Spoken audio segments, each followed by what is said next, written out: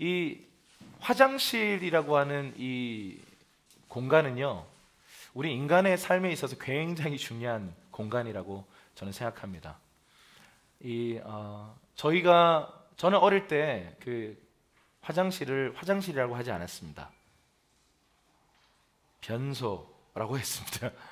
왜냐하면 집 공간 안에 있지 않고 집 외부에, 그리고 저희가 살았던 이 하나의 이 연립주택 같은 그런 주택이었는데, 화장실이 어디 있었냐면 이 집 바깥에 외부에 공동 화장실이 있었어요. 그래서 한 두 칸 딱 있었어요. 남자 여자 그런 것도 없어요. 그냥 두 칸이 있어. 근데 가장 가기 싫을 때가 밤에. 정말 가기 싫습니다. 무섭습니다. 그리고 꼭 이렇게 밝고 쾌적한 조명이 아니라 무슨 정육점 분위기로 이렇게 만들어 놨기 때문에 어린 시절에 화장실을 가는 거 정말 무서웠습니다. 그래서 우리나라 그 이야기들 중에 보면 화장실에 관한 이런 무서운 이야기들이 참 많이 있습니다. 뭐 빨간 휴지 줄까, 파란 휴지 줄까. 지금 생각해 보면 말도 안 되는 얘기예요. 무슨 빨간 휴지가 있고 파란 휴지가 있습니까? 어쨌든 저희 그때는 굉장히 심각했고, 화장실을 절대 혼자 갈 수 없어서 엄마 혹은 할머니 혹은 막 형제, 친지, 옆집 아저씨를 동원하여 함께 갔던 기억이 있습니다. 그리고 밖에 세워놓고 안 갔지? 이렇게 확인해요. 무서우니까. 그런 이제 화장실에 대한 추억이 있는데, 이 화장실 이야기에 꼭 빼놓지 않는 이야기가 그 귀신 이야기입니다. 귀신이 뭐 출몰해서 휴지를 주고 뺏고 뭐 이렇게 하는 이야기들을 하는데요. 우리 인간사에 있어서 이 화장실이라고 하는 이 주제와 또 공포, 두려움이라고 하는 주제, 그리고 또 이어져서 귀신 이야기로 우리는 이야기가 귀결됩니다. 오늘 이 본문은요, 귀신 이야기, 변소 이야기가 등장합니다. 오늘 이 본문을 통해서 하나님께서 우리 각자에게 어떤 변소 이야기를 하시고 어떤 귀신 이야기를 하는지 들어봤으면 좋겠습니다. 사무엘상 24장 1절 2절 말씀 우리 큰 목소리로 읽겠습니다. 시작. 블레셋 사람들과 싸우러 나갔다가 돌아온 사울은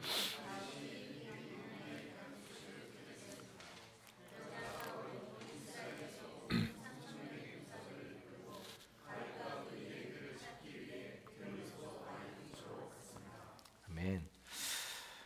지금 사울이요, 정상적이지 않은 모습을 보이고 있습니다. 1절에 밑줄 친 부분을 보면 블레셋 사람들과 싸우러 나갔다가 돌아온 사울이에요. 사울과 그의 부하들이요, 지금 전쟁을 이 블레셋 군대와 치르고 승전을 하고 돌아온 상태입니다. 여러분, 그냥 상식적으로 생각해 보십시오.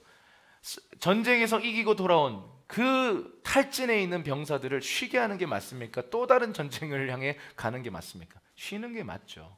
근데 지금 이 사울은요, 돌아오자마자 다윗이 엔게디 광야에 있다는 첩보를 듣고 나서 바로 달려가기 시작합니다. 3천의 군사. 여러분, 다윗 하나를 잡기 위해서요, 지금 3천의 군사를 일으킵니다. 물론 다윗에게 600명의 부하들이 생겼습니다만, 여러분, 그들은 군대가 아닙니다. 어떤 사람들이라고 그랬죠? 지난 시간에 빚진 자, 원한 맺힌 자, 돈 없는 자, 이런 사람들이에요. 그러니까 그들을 잡으려고 3,000명의 훈련된 군사를 동원시키는, 그것도 전쟁에서 돌아오자마자 지금 이 다윗을 향해서 3천의 군사를 데리고 출정을 떠나는 이 사울의 모습입니다. 이건 정말 제정신이 아닙니다.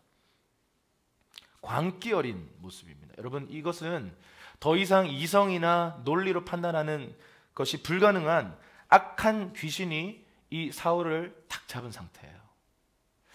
여러분, 우리가 귀신에 대해서 참 많은 이야기들을 어릴 때부터 접해왔어요.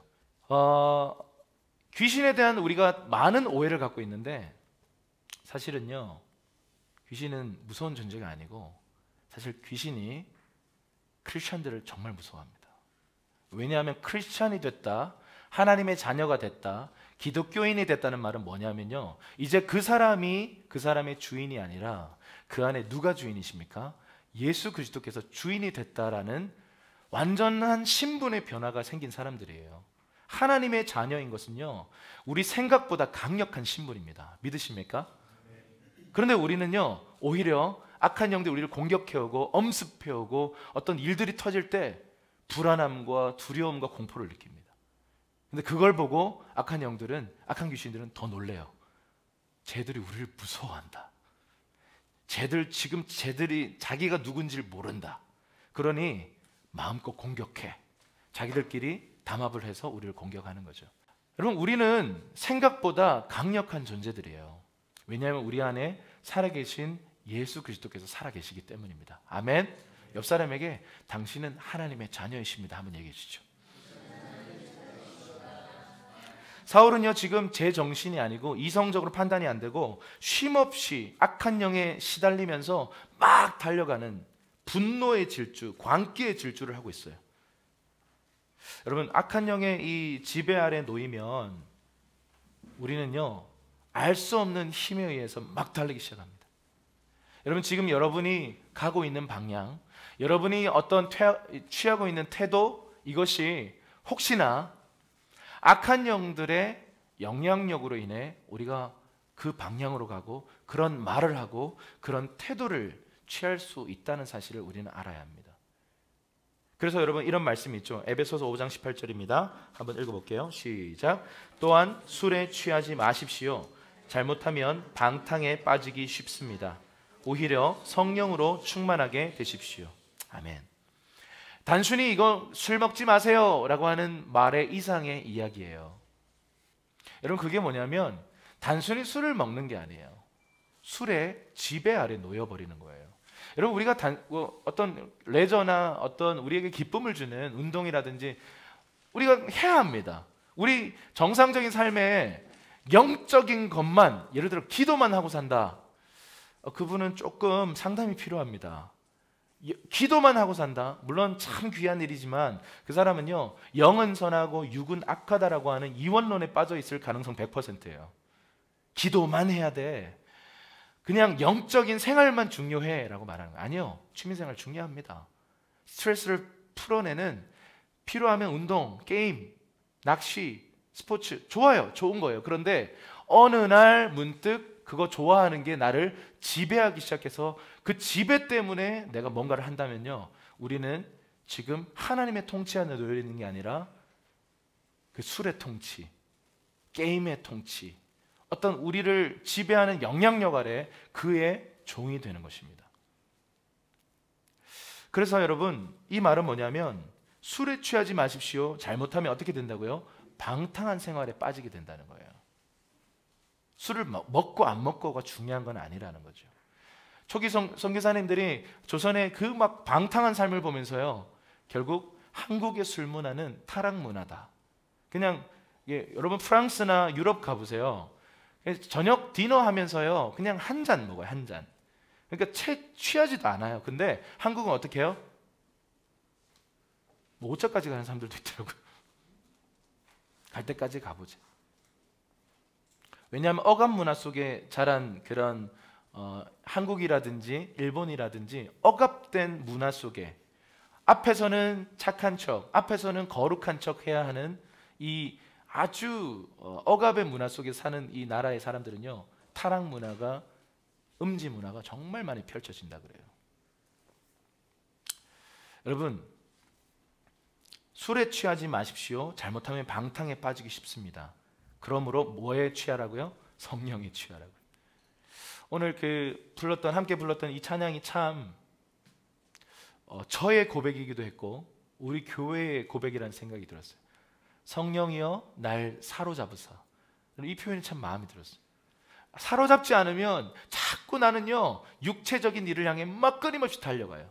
여러분, 우리 안에 사도 바울이 이런 표현을 해요. 내 안에 두 가지 법이 있다. 하나는 육체를 향해 막 달려가게 해요. 죄를 향해서 막 달려가게 해요. 나 거듭났는데, 나 크리스찬인데 죄를 향해서 끊임없이 달려가게 하는 영향력이 있다는 거예요. 우리는 육체를 입고 살아요. 우리 안에 기본적인 욕구들이 있어요. 욕심들이 있어요.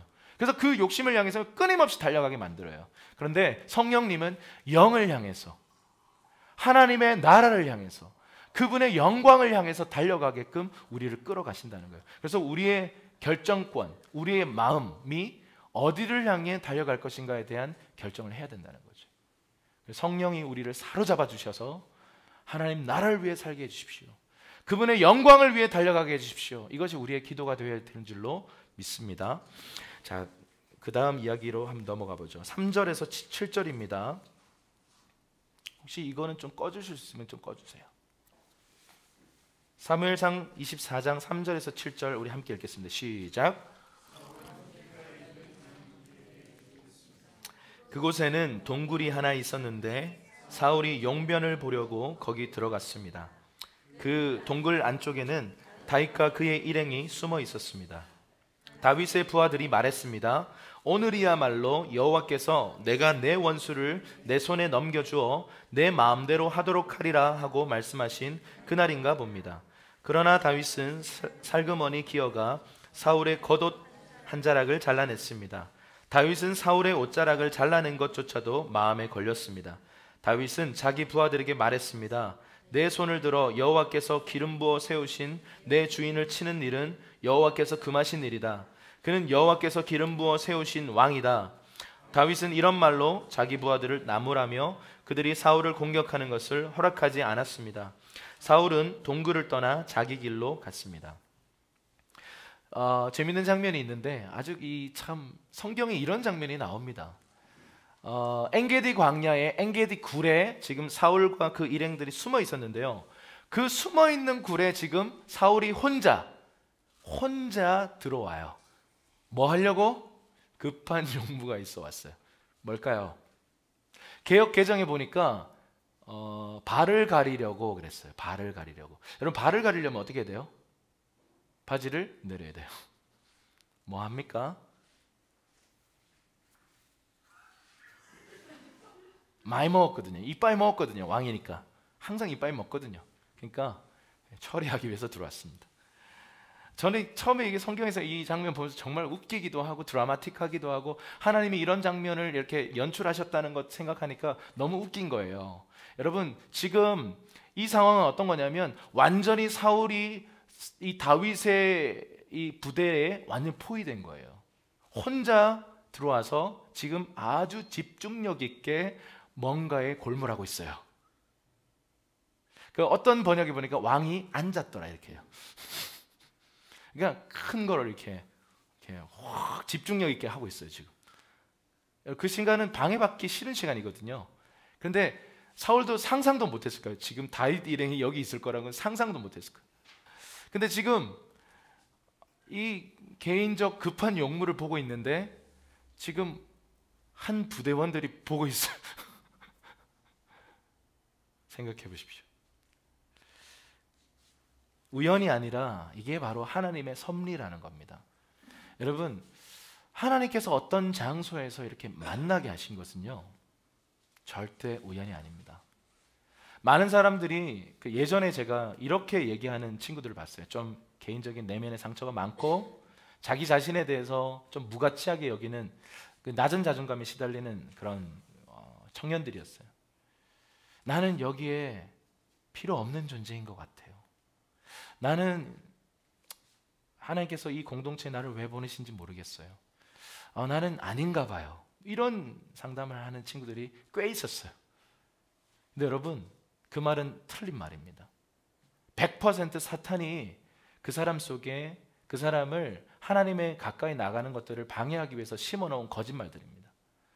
여러분, 어떠한 만남도요 하나님 안에서 우연은 없습니다. 심지어 나를 힘들게 만드는 그 사람들, 나를 분노케 하는 그 인간들도 하나님께서 예비하시고 섭리하신 만남이라는 사실이에요. 나를 성숙시키고 나를 연단시킬 만한 그 존재로, 캐릭터로, 스파링 상대로 나에게 붙여준 상대라는 것입니다. 여러분, 지금 이 다윗과 이 사울의 만남이 이런 변소에서 일어날 줄은 아무도 몰랐어요. 그리고 완전히 지금 사울을 죽일 수 있는 절호의 기회를 잡았어요. 그래서 지금 다윗의 부하들이 뭐라고 말합니까? 지금입니다. 왕이시여, 하나님께서 당신에게 사울을 넘겨주셨습니다. 자, 치시지요. 그랬어요. 그래서 이 큰 볼일을 보려면 이 겉옷은 벗어야 되잖아요. 그래서 겉옷을 한쪽에 벗어놓고 한쪽에서 이렇게 하시고 계신데 조용히 가서 겉옷자락을 자릅니다. 컷오프예요. 그래서 이 겉옷자락을 가지고 가서 이 부하들에게 뭐라고 말하냐면 절대로 사울을 죽이면 안 된다 그래요. 절대로 내 손으로 사울을 죽여서는 안 된대요. 왜냐하면 여호와께서 금하신 것이래요. 그 이유인즉슨 여호와께서 기름 부은 종이기 때문에 여호와께서 처리해야 되는 거지 내가 처리하면 안 된다는 거예요. 여러분, 하나님의 뜻, 하나님의 결론은 뭐예요? 사울은 폐위되고 다윗이 왕이 될 거라고 이미 다윗도 사울도 백성들도 소문이 나서 다 알고 있어요. 이미 우리에게 넘겨주신 거 아닌가라고 느낄 정도로 부하들도 지금입니다, 죽이세요 그랬어요. 그런데 다윗이 뭐라 그래요? 그건 하나님의 방법이 아니다 그래요. 그리고 겉옷자락을 이렇게 베서, 여러분 겉옷자락을 벤 그것만으로도요 다윗은 죄책감을 느꼈어요. 여러분, 우리가 이 권위에 대해서 좀 이해할 필요가 있는데요, 권위라고 그러면 사실 우리는 참 불편한 주제입니다. 지금 젊은 세대들한테 권위를 존중하십시오, 권위를 순종하십시오, 심지어 성경이 표현하는 것처럼 권위에 복종하십시오 그러면 기분 나빠요. 불편해요. 그런 얘기 좀 그만해라고. 우리가 좋아하는 건 성육신 이야기예요. 권위를 취하지 않고 사람의 모양으로 와서 권위를 내려놓고 사랑으로 오셨던 예수님 이야기만 너무 좋아해요. 그런데 성경은 분명히 권위를 가진 사람은 그렇게 하라 그랬어요. 권위를 가진 사람은 권위를 주장하거나 억누르거나 막 사람들을 찍어 누르지 말라 그랬어요. 종이 되어서 섬겨라 그랬어요. 근데 권위 아래 사람들은 권위를 향해서 순종하라, 심지어 복종하라 그랬어요.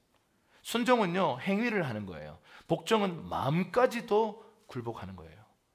정말 우러나서 하는 게 복종이에요. 그렇게 하래요. 결국 뭐냐면 하나님 나라는 어떤 나라냐면요, 권위 가진 사람도 스스로 내려와서 종이 되는 나라고요, 권위 아래 사람은 권위자를 향해서 당연히 종이 되는 나라예요. 서로가 서로에게 종 노릇하는 나라가 하나님 나라입니다. 아멘이십니까? 근데 첫 번째 과정은요 순종이에요. 하나님 여러분들에게 여러분을 자라가게 하기 위해서요 첫 번째로 여러분을 데려가는 관문은 순종 훈련입니다. 10계명의 5번째 계명에 분명히 기록되어 있어요. 네 부모를 공경하라 그래요. 이것이 약속이 있는 첫 번째 계명인데요, 부모 공경. 우리 부모님이 너무 어릴 때부터 저를 너무 많이 사랑해 주셨습니다. 너무 좋은 부모님입니다. 그런 부모님도 있겠지만 저 부모님 생각만 해도 치가 떨려요. 나 부모님 안 보고 살 거예요. 이런 사람들도 분명히 있어요. 부모님이랑 연 끊고 사는 사람도 있습니다. 크리스찬임에도 불구하고. 여러분, 그 사람에게 십계명은 지금도 창을 던지고 있어. 너 지금 부모를 공경하지 않고 있어. 넌 죽어야 돼. 라고 하나님의 진노와 심판이요 막 날아오고 있는 거예요. 우리가 어떤 부모님, 우리 부모님이 우리에게 어떤 아픔과 상처를 준 거 상관없어요. 우리에게 법은요 부모를 공경하라 그래요. 순종하라 그래요. 여기에서부터 하나님 나라로 들어가는 열쇠가 있습니다. 근데 이 메시지가 많은 사람들에게 불편함을 주죠. 그래서 이런 메시지는 잘 안 합니다. 이렇게 얼굴이 이렇게 되기 때문에 사랑합니다 그러면 이런데 순종하세요 그럼 예수님이 이렇게 말씀하세요. 요한복음 15장을 읽어보세요. 요한복음 15장에 나를 사랑하는 자는 내 계명에 순종하는 자다. 내 계명을 지키는 자라야 나를 사랑하는 자다. 근데 또 뒤집어서 한 번 더 얘기하세요. 내 계명을 지키지 않는 자는 나를 사랑하지 않는 자다. 이걸 계속 얘기하세요. 사랑과 순종은 동의어예요. 하나님을 사랑하는 방법은요 그분께 순종하는 거예요. 아멘이십니까? 권위에 대해서 우리가 이해할 필요가 있는데요, 여기까지는 괜찮아. 근데 더 힘든 건 뭐냐면 위임된 권위자들이에요. 모든 권위는요 하나님의 권위가 위임되어 있습니다. 심지어 악한 권위라 할지라도 그 권위는 하나님이 위임한 거예요. 이게 우리에게 혼란을 주고 불편함을 줍니다. 여러분, 우리는 일제강점기를 지나왔어요. 그리고 우리는 지금 우리의 대적인 저 북한의 정권의 그 김정은 지도자를 우리는 막 기도할 때 막 죽여 주옵소서 막 이렇게 기도하는데요, 성경적으로 보면 잘못된 기도입니다. 왜냐하면 그에게 머물러 있는 권위는 하나님이 부여하신 권위예요. 우리 다 이해 못해요. 왜 그런 권위를 주셨는가? 하나님이 불의한가? 이런 생각이 들어요. 그런데 여러분, 성경에 보면 파라오에게 권위를 주신 분이 누구라 그래요? 내가 너를 세웠나니 그래요. 근데 우리는 이해가 안 되죠. 430년 동안 이스라엘이 이 파라오 밑에서 종살이 합니다. 이해가 되세요? 선하신 하나님이 왜 그렇게 하셨을까요? 그런데 430년 후에 어떤 일이 벌어져요? 출애굽이 일어나면서요, 그 고대 근동, 그 이스라엘 주변 국가 모든 땅 가운데 이 기사, 이 놀라운 하나님이 행하시는 일들이 소문이 나서요, 어떤 일이 벌어져요? 선교가 이루어져요. 여러분, 기생 라합이라는 사람이 여리고 출신인데, 여리고는 이방 땅입니다. 근데 거기에 요수아가 들어갔을 때 기생 라합이 도와주잖아요. 심지어 여러분, 기생 라합은요 창녀였고요, 이방인이었어요. 하나님 나라에 들어갈 수 있을 거라는 생각은 아무도 못하는 사람이에요. 그런데 하나님 편에 딱 섰을 때, 근데 그 섰던 이유가 뭐냐면 당신들의 얘기를 내가 들었다는 거예요. 근데 그 얘기를 듣고 이 당대 최고의 열강인 이집트를 박살낸 그 하나님에 대한 얘기를 듣고 내 마음이 녹았다 그래요. 두려움으로 가득 찼다 그래요. 그러면서 상천하지의 하나님을 고백해요. 하늘과 땅에 하나님밖에 없다는 거예요. 그거를 이 기생 라합이요 신앙 고백을 하고 이 여리고에 왔던 정탐꾼이었던 이 여호수아 갈렙을 도와줍니다. 그래서요 어떤 위치에 올라가냐면요, 마태복음에 보면 예수 그리스도의 족보에 올라가요. 할렐루야. 이게 하나님 나라예요. 우리는 다 이해하지 못하지만요, 악한 권위를 세워서 결국 심판받겠죠. 그 과정을 통해서요 하나님은 하나님의 뜻을, 하나님의 영광을 온 세상 가운데 나타내십니다. 그래서요 그 세워진 권위를 우리가 존중하는 것, 그게 굉장히 중요합니다. 근데 우리가 지금 대부분 고민하는 이 문제는 이런 뭐 파라오 같은 리더가 여러분 곁에 있지는 않을 겁니다. 그냥 싸가지 없는 리더, 나를 힘들게 하는 리더, 성격 파탄의 리더 때문에 우리가 힘든 거예요. 우리 한국 문화 보면 그 옛날에 꼭 드라마 보면요, 이 상사가 커피 타오라 그러고 하도 한이 맺힌 이 직원이 오늘은 카푸치노, 푸 이렇게 해가지고 오늘 카푸치노, 오늘 왜 이렇게 부드럽지? 침을 탔으니까. 그런 걸 드라마에서 정말 많이 봤어요. 모이면 상사 뒷담화. 지금도 있습니다. 이 문화가요 깊이 자리 잡혀 있어요. 근데 그거 성경적으로 볼 때요 하나님의 나라를 거스르는 행위예요. 제가 여러 그 크리스천 청년들이 직장 문화에서 다 같이 그 어린이집이었는데요, 원장님을 다 까는 거야 모여가지고. 근데 이 친구가 이 강의를 듣고 저 어떻게 해야 돼요? 나 혼자 왕따 되고 있어요. 반응 안 해주고 이러니까 막 네 혼자 뭐 그렇게 잘났다고 막 동조 안 해준다고 막 그렇게, 왕따는 아닌데 하여튼 막 뭐라 한다는 거예요. 그런 뭐 이중장부를 쓰라고 하는 그런 리더 밑에서 어떻게 해야 됩니까? 수많은 얘기를 들었어요. 여러분, 악한 일을 시킬 때 악한 일을 하는 것은 하나님 뜻이 아니죠. 절대로 해서는 안 됩니다. 그런데 그 권위를 대적하고 무너뜨리려고 하고 공격하는 것은요 우리가 지혜 있는 행동이 아니에요. 왜냐하면 거기에도 그가 사실은 악하다 할지라도 하나님의 권위가 머물러 있기 때문에 그 권위는 존중할 필요가 있어요. 우리에게 권위에 대한 이런 의식들이 필요해요. 왜냐하면 하나님 나라는 권위로 돌아가요. 권위주의가 아닙니다.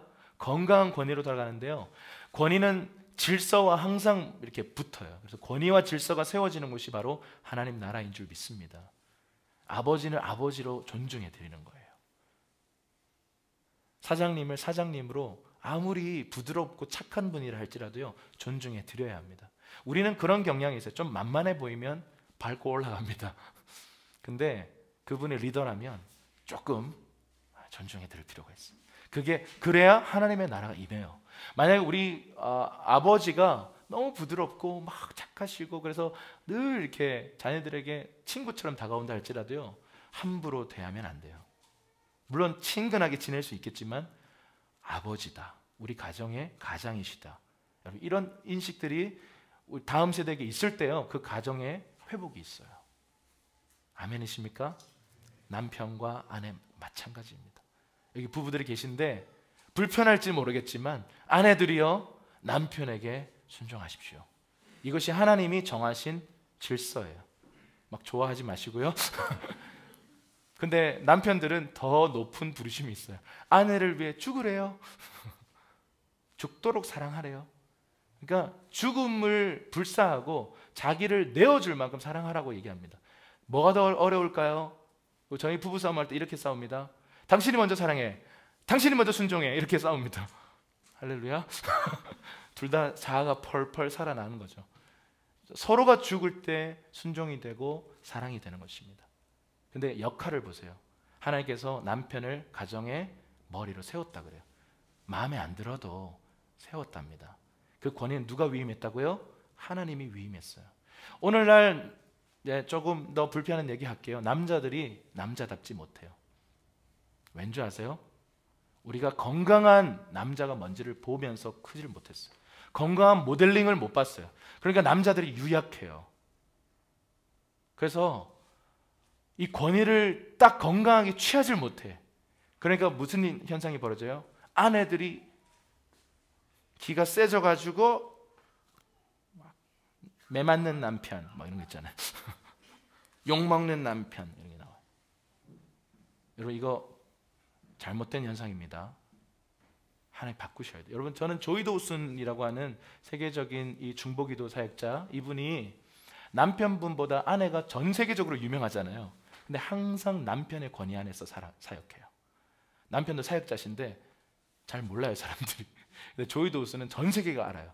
근데 항상 같이 다니면서 남편의 보호 속에서 사역을 하려고 항상 세팅을 해요.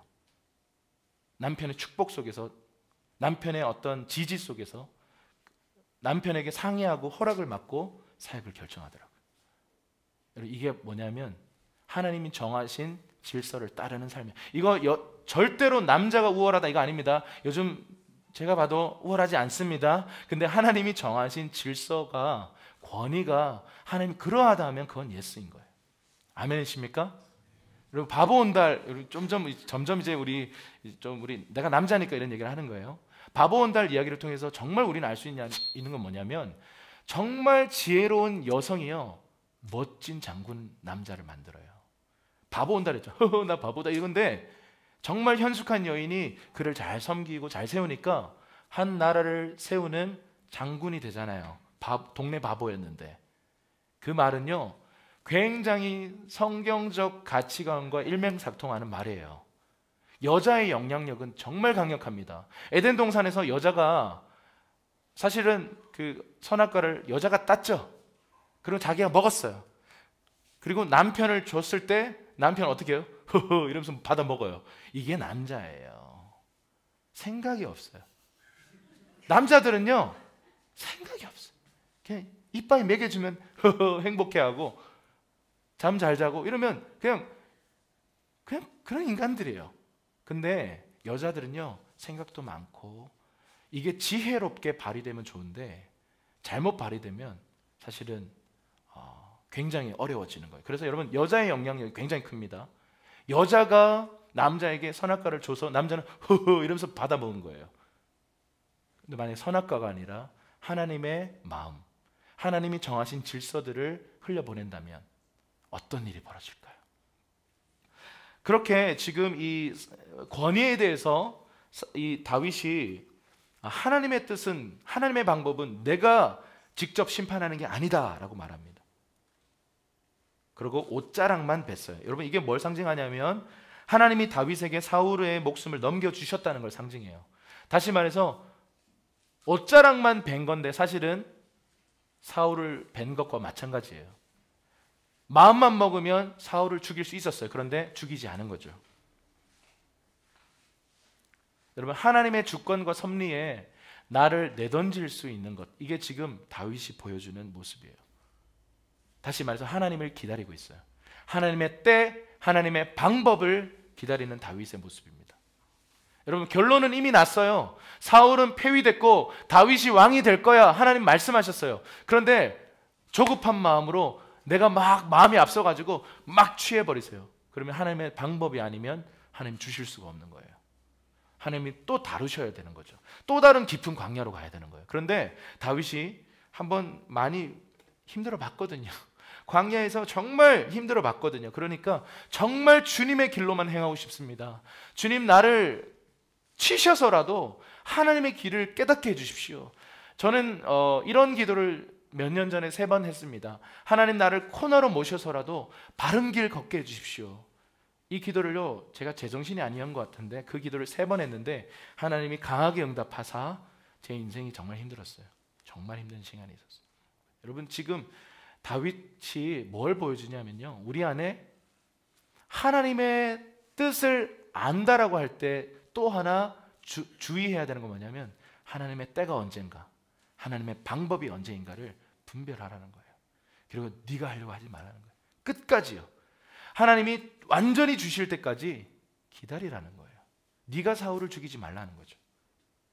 여러분 이런 말이 우리나라 말이 속담이 있습니다. 순풍에 돛단다.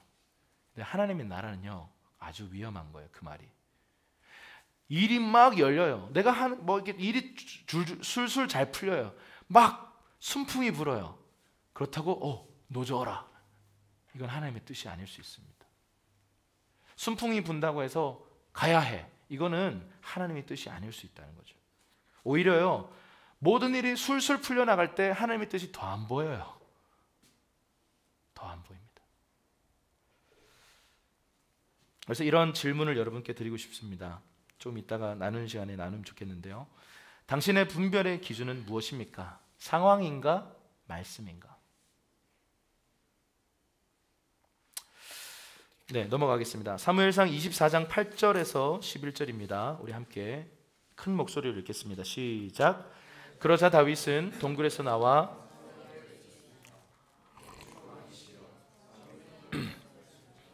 다윗은 얼굴을 땅에 대고 엎드려 절했습니다. 다윗이 사울에게 말했습니다. 어째서 왕은 사람들이 다윗이 왕을 해치려고 한다라고 한 말에만 귀 기울이십니까? 오늘 왕께서는 여호와께서 동굴 속에서 왕의 목숨을 내 손에 넘겨주셨음을 확실히 아셨을 것입니다. 저더러 왕을 죽이라고 부추긴 사람도 있었지만 나는 왕의 목숨을 아껴 오히려 나는 내 손으로 내 주인을 치지 않겠다. 그는 여호와께서 기름 부으신 왕이기 때문이다 라고 말했습니다. 내 아버지여 보십시오. 내 손에 있는 왕의 이 옷자락을 보십시오. 내가 왕의 옷자락을 잘라냈지만 왕을 죽이지는 않았습니다. 그러니 내가 왕께 잘못을 저지르거나 반역한 것이 아니라는 것을 알아주십시오. 왕은 내 목숨을 빼앗으려고 찾아다니지만 나는 왕께 죄를 짓지 않았습니다. 여전히 다윗은요 사울을 향해 어떻게 부르고 있어요? 내 주 왕이여, 심지어 내 아버지여 라고 부르면서 그 앞에 땅에 엎드려 절합니다. 왕을 대하는 신하의 태도를 보여요. 자기를 죽이려고 하지만 그 권위를 존중하는 거예요. 네. 그래서 이 사울에게 위임된 하나님의 권위를 존중하는 다윗의 모습을 봅니다. 그리고 또 하나 이 본문에서 중요한 부분 뭐냐면 사울과 다윗의 차이가 이렇게 극명하게 대립되는데 그 두 번째 그 밑줄 친 부분은 어째서 왕은 사람들이 다윗이 왕을 해치려고 한다라고 하는 이 말에 귀를 기울이십니까? 그래요. 이게 뭐냐면 사람들의 말, 이게 여론이거든요. 이 사울 왕의 특징은 귀가 얇아요. 그래서 사람들이 막 한두 명이 와서 얘기를 하면 그런가 보다 하고 믿어요. 이미 악신에 들렸고 사울을 향한 질투와 시기심에 가득한 사울에게 어떤 사람들이 와서 거짓말의 루머를 얘기하는데 다윗이 당신을 죽이고 왕이 되려고 합니다 라고 하는 말을 해요. 근데 그 말을 믿고 다윗이 이 사울이요 이렇게까지 막 다윗을 죽이려고 하는 것입니다. 근데 다윗은 보세요. 다윗은 어떻게 반응하냐면 그 밑에 보면 저더러 왕을 죽이라고 부추긴 사람들이 있었다. 그러니까 다윗에게도요 왕을 죽이는 게 맞습니다 라고 지금 여론이 있었다는 거예요. 그런데 그 여론을 향해서 하나님의 뜻을 말하면서 하나님의 말씀은 그 여론과 달라라고 말하면서 왕을 손대지 않는 것을 결정했어요. 여러분, 우리 인생에요, 우리 주변에 조언을 들어야 할 때가 있습니다. 그리고 그 조언이 우리를 정말 살려낼 때가 있어요. 그런데 때로는 그 여론이요, 하나님의 뜻과 다를 수 있어요. 그래서 옛날에 이런 광고가 있었는데, 모두가 예스 할 때 나는 노 할 수 있어야 된다는 거예요. 반대로 얘기하면 모두가 노 할 때 예스 할 수 있어야 돼요. 어떤 경우는요, 사람들의 반대가 있어도요, 그게 하나님 뜻일 수 있어요. 근데 어떤 경우는요, 모두가 이거 맞아 라고 하는데 안 할 수 있어요. 결국 상황을 따라 분별하는 게 아니라 말씀을 따라 분별해야 되는데, 그러려면 하나님 앞에 엎드려야 돼요. 그리고 하나님의 말씀이 무엇인지를 알아야, 아, 기름 부음 받은 종은 손대면 안 되는 거구나라는 영적 원리를 아는 거죠. 그래서 두 번째 질문입니다. 당신 삶 속에서 불의하게 느껴지는 권위자를 어떤 방식으로 대하고 있습니까? 모든 권위가 하나님이 위임하신 하나님의 권위임을 인정하십니까? 지금 여러분이 혹시나 여러분 삶의 권위를 대하는 그 방식과 태도가 좀 잘못된 영역이 있다고 느껴지는 영역이 있다면, 그걸 어떻게 구체적으로 바꿔 나가야 될지 좀 서로 좀 오픈하는 시간이 있으면 좋겠습니다. 이제 결말입니다. 사울과 다윗이 극명하게 이렇게 갈라지는데요, 우리 16절부터 19절까지 한번 읽어볼게요. 시작. 다윗이 이 말을 마치자 사울이 내 아들 다윗아, 그가 또 말했습니다. 나는 너를 못살게 굴었는데 너는 내게 이렇게 좋게 대하니 네가 나보다 의롭구나. 네가 방금 내게 말해준 것처럼 여호와께서 내 손에 나를 넘겨주셨는데도 너는 나를 죽이지 않았다. 사람이 자기 원수를 만났는데 누가 해치지 않고 그냥 보내주겠느냐. 오늘 네가 내게 한 일로 여호와께서 내게 상 주시기를 바란다. 나는 네가 분명 왕이 될 것이고 이스라엘 왕국이 내 손에 세워지리라는 것을 알고 있다. 갑자기 사울이 확 변해요. 다윗이 정말 내 옷자락만 베고 날 죽이지 않았구나, 이걸 알고, 이 개역개정에는 어떻게 표현하고 있냐면요, 내가 너를 학대했는데 너는 나를 선대하는구나. 라임 괜찮죠? 제가 보면서 라임 괜찮다 이렇게 생각했어요. 내가 너를 학대했는데 너는 나를 선대하는구나. 너는 나보다 의롭구나. 네가 옳구나. 네가 하나님 편에 서 있구나. 그러면서 어디까지 얘기하냐면, 나는 네가 이스라엘의 왕이 될 것을 알고 있다 그래요. 이미 알고 있었어요. 여러분, 사울과 다윗을 이렇게 한번 오늘 본문을 통해 비교 분석해 보면요, 사울은 하나님의 주권을 신뢰하지 못합니다. 그렇기 때문에 내가 하려고 하는 이 모든 본능이 막 극도로 일어나는 거예요. 그래서 자기 힘으로 막 달리기 시작합니다. 사실 그 자기 힘으로 달리는 그 힘의 근원, 배후에는 악한 영이 있었어요. 그런데 하나님의 주권을 신뢰한 다윗은 어떻게 합니까? 자기 힘을 내려놔요. 내가 죽일 수 있지만 칼을 내려놔요. 그리고 하나님의 심판에 내어 맡깁니다.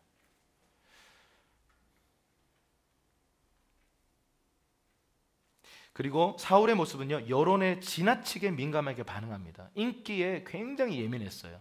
이 백성들이 나를 좋아하나 좋아하지 않나, 이걸 굉장히 민감하게 생각했어요. 그래서 마음이 타협해요. 하나님이 그만 하지 말라 한 것들도 불순종하게 돼요. 왜냐하면 여론이 있으니까. 그런데 다윗은요, 여론을 무시한 건 아니에요. 항상 소통하는 리더였는데, 때로는 여론과 다르게 하나님의 뜻은 이거야 그러고 밀고 나갔던 거예요. 그래서요, 여론이 항상 맞진 않다는 거예요. 민주주의에서는 여론이 힘이에요. 파워예요. 그런데 하나님의 나라에서는요, 여론이 때론 맞을 수도 있지만 여론이 하나님의 뜻을 대적할 수도 있습니다. 주변 소리에 때로는 귀를 닫을 필요가 있어요. 항상 귀를 열고 소통하는 리더 좋아요. 근데 하나님의 뜻이 이쪽인데 모든 소통하는 여론이 이쪽이라고 말하면 때로는 단호하게 거절할 수 있어요. 물론 다윗은 싸우진 않았어요. 끝까지 설득했죠. 마지막입니다. 사울의 모습은 본질적으로 다윗과 싸우는 게 아니에요. 지금 다윗을 향해서 사랑했다, 미워했다 막 왔다 갔다 하죠. 이게 귀신 들린 사람들의 특징인데요. 왔다 갔다 해요. 좋았다가 싫었다가 좋았다가 싫었다. 갑자기 막 연민의 마음 막 올라왔다가 막 또 죽이려고 하다. 여러분 이러고 나중에 또 죽이려고 합니다. 이게 지금 악령에 완전 잡힌 거예요. 지금 악령의 지배에서 딱 나온 거죠. 어떤 다윗의 따뜻한 나를 정말 죽이려고 하는 게 아니구나라는 감동을 먹은 거예요. 그러니까 갑자기 내 아들아 이러면서 갑자기 이렇게 얘기하잖아요.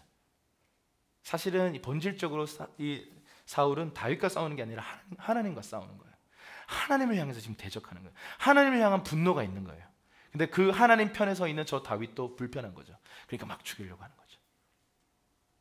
다윗은 본질적으로 하나님의 손에 지금 훈련받고 있어요. 사울이 나를 죽이려고 하는 이 모든 것, 사울이 막 나를 막 추적해오는 이 모든 것이 하나님 손에 있는 훈련과 다루심이라는 걸 깨달은 다윗은요, 이제 하나님의 주권에 자신의 삶을 던집니다.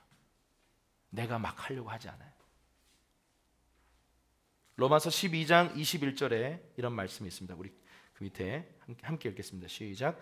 악에게 지지 말고 선으로 악을 이기라. 악이 분명히 존재합니다. 그런데 이 악을 대항할 때 우리도 똑같이 악하게 대항하면 안 된다는 거예요. 그래서요, 우리 주변에 수많은 악이 있어요. 우리를 넘어뜨리는 수많은 악이 있는데요, 그 악을 향해 악으로 갚지 말고 선으로 갚아야 하는 것입니다. 그게 영적 전쟁의 승리인 줄 믿습니다. 심지어 악한 내 원수가 눈앞에 있다 할지라도요, 밥 못 먹었으면 먹이라는 말이에요.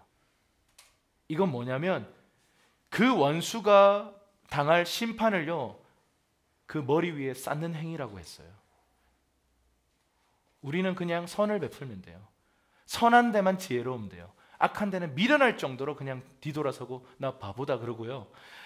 선한 일에는 어떻게든 지혜롭게 우리가 선함을 추구해야 하는 것입니다. 말씀을 마무리하겠습니다. 오늘 악한 영에게 사로잡혀서 광기 어린 질주를 하는 이 사울의 모습을 보면서 나는 지금 어떤 지배 아래 놓여 있는가? 나는 성령의 사로잡힘 속에서 하나님의 나라와 그 영광을 위해 가고 있는가? 아니면 악한 영들의 영향력 때문에 잘못된 방탕함으로 가고 있지는 않은가? 그리고 권위를 대하는 방식은 어떠한가? 심지어 나를 힘들게 하는 그 권위라 할지라도 그 권위는 하나님이 위임한 권위이기 때문에 우리는 그 권위를 존중해야 된다. 그리고 내가 사울을 죽일 수 있었지만 하나님의 주권적 섭리에 자신을 내어 맡길 수 있었던 다윗은 자기가 처리하지 않고 하나님께 내어 맡깁니다. 우린 결과를 아죠. 하나님이 직접 심판하시죠. 우리는 악을 악으로 갚을 필요 없습니다. 악을 선으로 갚으면요, 하나님이 하나님의 때에 하나님의 방법으로 갚으십니다. 그리고 우리에게는 축복의 보상으로 갚으십니다. 아멘이십니까? 한번 따라합시다. 하나님은 갚으시는 하나님, 하나님은 상 주시는 하나님. 하나님의 성품이 그래요.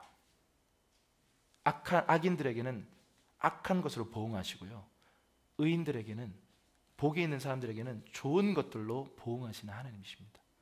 하나님의 놀라운 은총과 선한 보응과 갚아주심이 저와 여러분의 삶에 충만하시기를 주님의 이름으로 축원합니다. 우리 같이 한번 기도하겠습니다.